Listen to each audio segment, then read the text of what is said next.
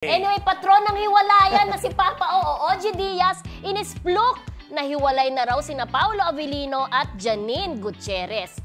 Say pa ni Ogie, hindi raw ito ang unang beses na naghiwalay ang dalawa kung totoo nga na wala na raw talaga sila. Samantala, inihantulad pa sa hiwalayang Dominic at Bea sina Paulo at Janine na di raw malaman ang totoong rason kung bakit nag-end umano ang relationship. Oh, ayan. Diba?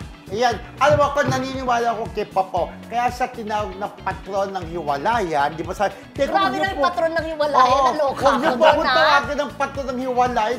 Yun ang tawag sa kanya sa software ngayon.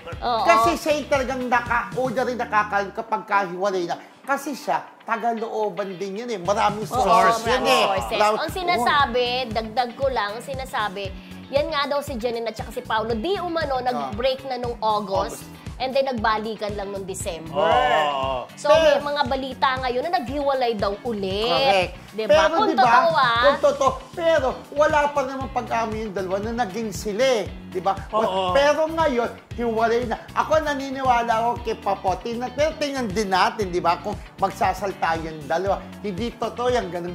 Baka why na naman si Papo, kagaya ng kanya. Tapos sa bandang huli, tama diba? Pero in fairness sa kanya, yung mga hiwalayang dinahira niya, ha? Totoo. Diba? Pero alam mo, friendship, sa ganyang pagkakataon talaga, pag hindi na kayo talaga click, kasi kung nag-break na kayo ng August, tapos nagkabalikan kayo ng December, tapos naghiwalay, wala na. Tama talagang tapusin ang relasyon kung hindi talaga kayo suwak sa isa't isa. Kasi kumbaga, kung totoo nga naghiwalay ng August, nagkabalikan ng December, kumbaga naayos pa rin at sinubukan pa rin kung magtutuloy-tuloy. Pero ngayon, kung ganyang hiwalay na di umano, sabi ni Papo, wag na kang ipilit, di ba? Pero alam mo, friendship, hindi kaya ito na ang simula ng Kim at Paulo Avellino. Kaya masaya yung isa dyan, sabi Boy, hindi ako masaya, ha?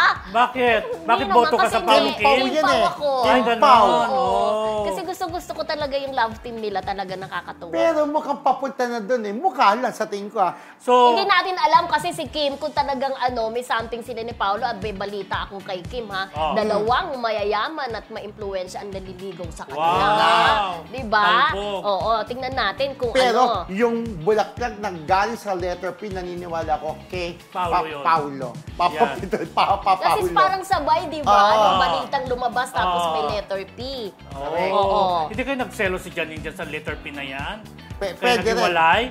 Charot. Tanong lang hiwalay na rin. Pero feeling ko sa time, yung time. No? Parang minsan kasi pag sobrang busy na parang nawawala na ng time sa isa't isa. Kahit walang time, kung tagang mahal mo ang isa't isa, gagawa ka ng time. Ganon? Ano sabihin ni River Cruz dyan? Ano ngayon? Di ba? Correct. Di umano, Di umano. Kasi di ba, ayon sa source natin nung araw, di ba? Si Janine. Anong Janine? Si Janine di umano ang nakipaghiwalay.